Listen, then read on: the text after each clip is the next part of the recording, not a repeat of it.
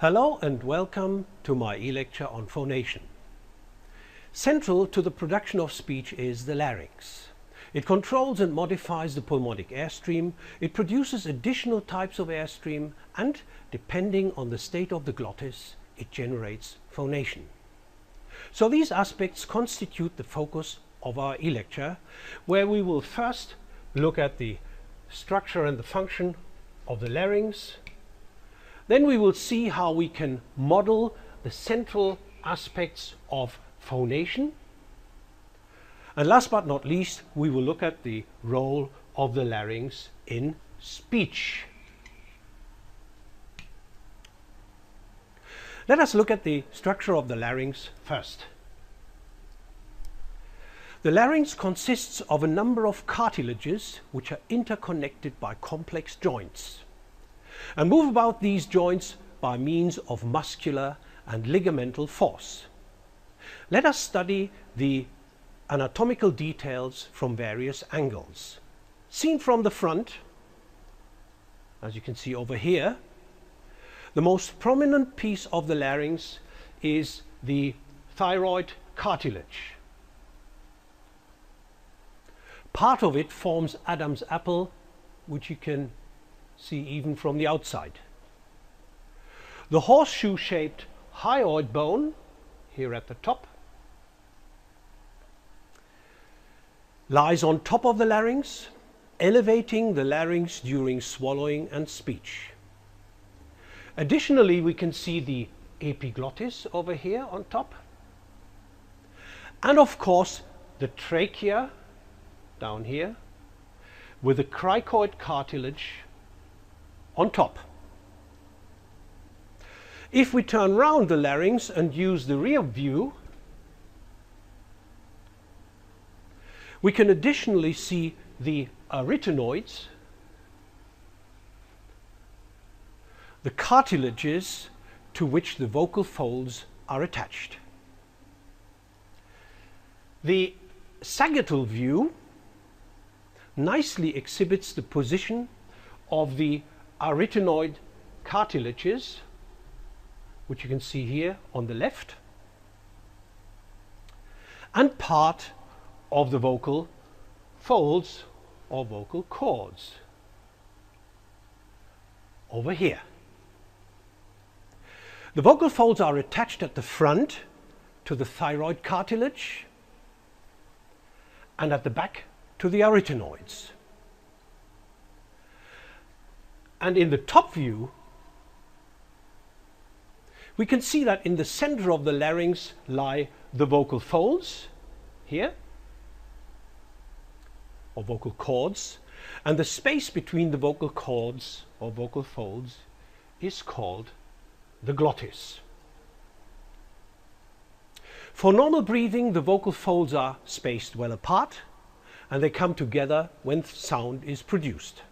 And sometimes the vocal folds may be closed, blocking the flow of air, and then opened suddenly to produce a glottal stop, as in ah, or to use an example from Cockney English, butter instead of butter. The larynx has several functions. The primary biological function of the larynx is a protective function, where the larynx acts as a valve by closing off air from the lungs or preventing foreign substances from entering the trachea. The principal example of this protective function of the larynx is the glottal closure, during which the laryngeal muscles close the airway while swallowing. A second function is the respiratory function. During respiration, the larynx controls the airflow from subglottal to supraglottal regions.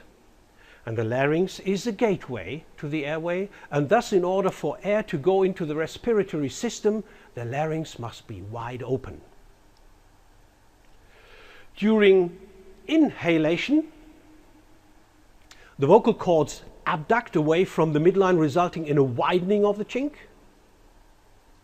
And during exhalation, there is a relative adduction of the vocal cords and a narrowing of the chink.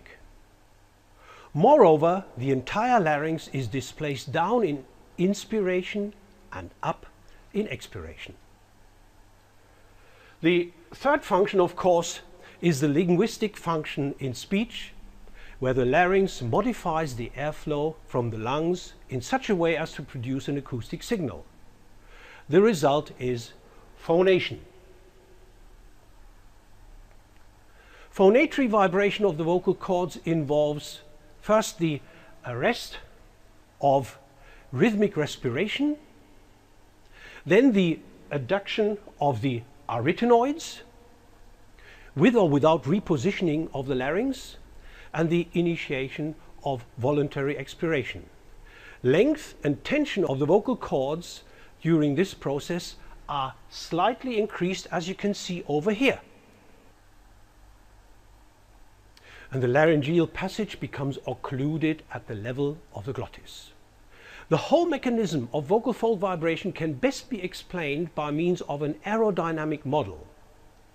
Let us look at this model of phonation in more detail. It involves 3 steps.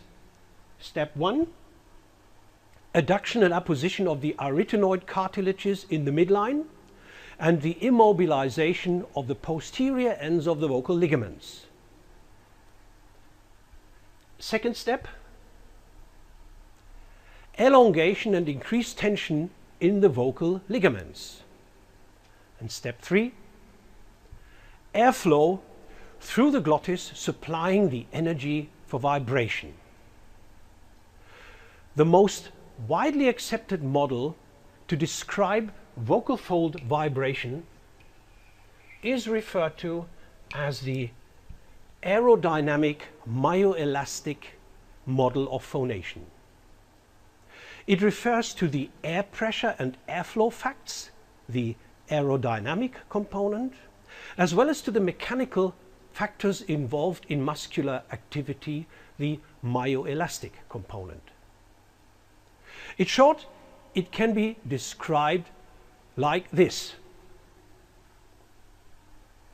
The aerodynamic factor involved in the theory of phonation is called the Bernoulli effect, named after Daniel Bernoulli, a Swiss mathematician and physicist. The most practical example of this is in the action of an airfoil. The shape of an airplane wing is such that the air flowing over the top of the wing must travel faster than the air flowing under the wing, and so there is less pressure on top than on the bottom, resulting in a lift. We can also demonstrate this with a piece of paper. So here I have a piece of paper. If I now blow air over the top of this piece of paper, the air moves fast along the top and the paper will move up.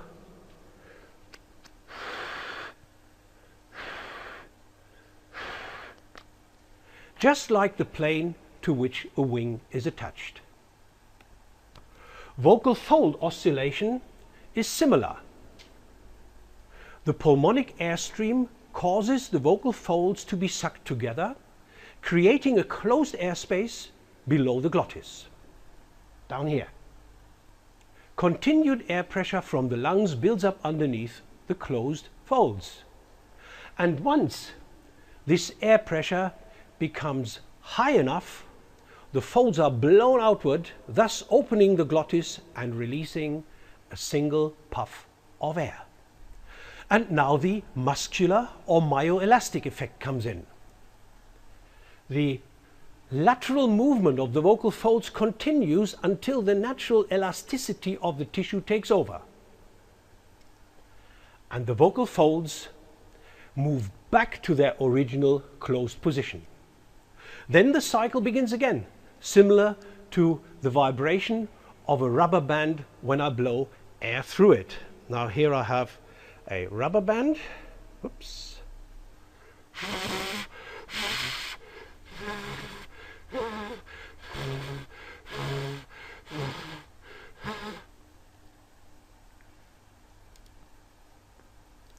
In summary,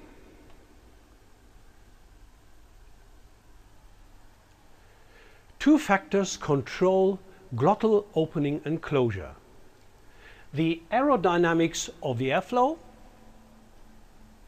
opening the glottis via an airstream, and the elastic tension in the laryngeal muscles that is working to close the glottis.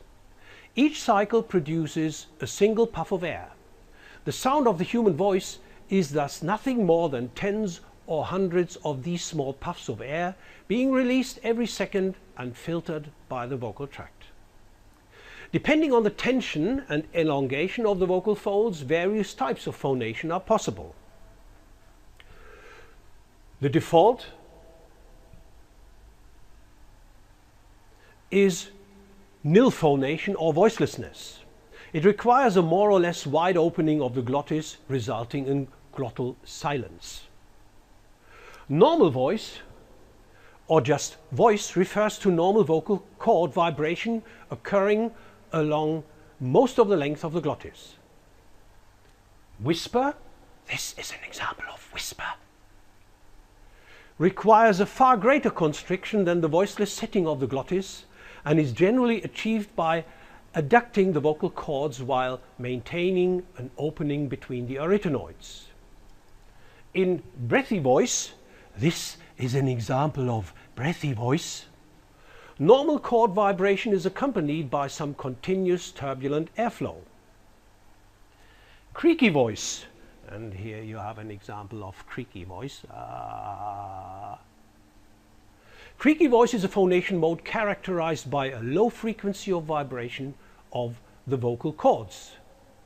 And finally, falsetto. Falsetto is the phonation mode, and this would be an example where the vocal cords are stretched longitudinally so that they become relatively thin in cross-section. Thus, falsetto is primarily heard as a phonatory setting in singing.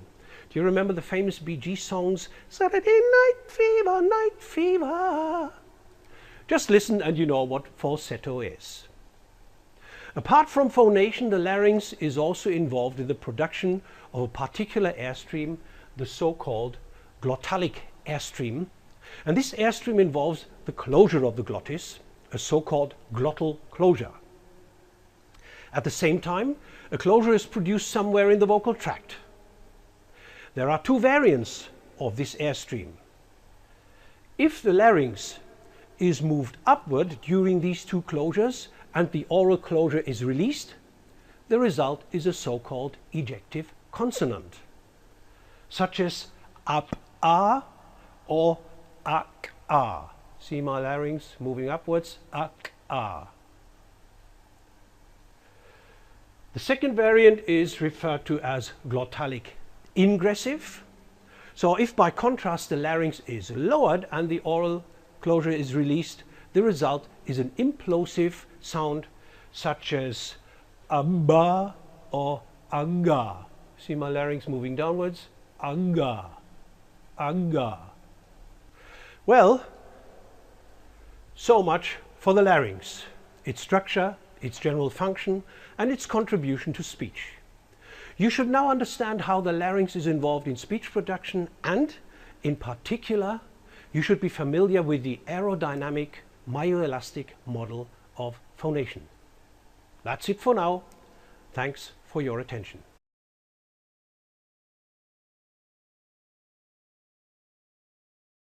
The larynx is a critically important structure for both life and for speech. It is buried deep in the tissues of the neck. The larynx is made up of a series of cartilages placed atop the trachea.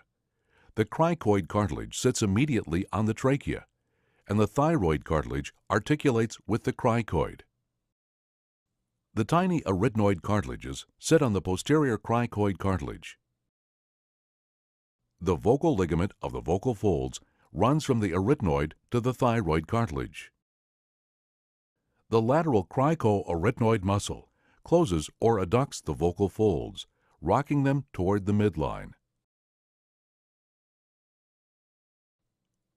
Phonation for speech is initiated by simultaneously starting airflow from the lungs and trachea and bringing the vocal folds closer together. When the folds move closer together, the air pressure between them drops, and the vocal folds are sucked into the airstream and are pulled closed. The air pressure beneath the folds blows them open, but they are pulled back together by elasticity and the negative pressure of the Bernoulli effect. This cycle is repeated over and over until the vocal folds are abducted or removed from midline.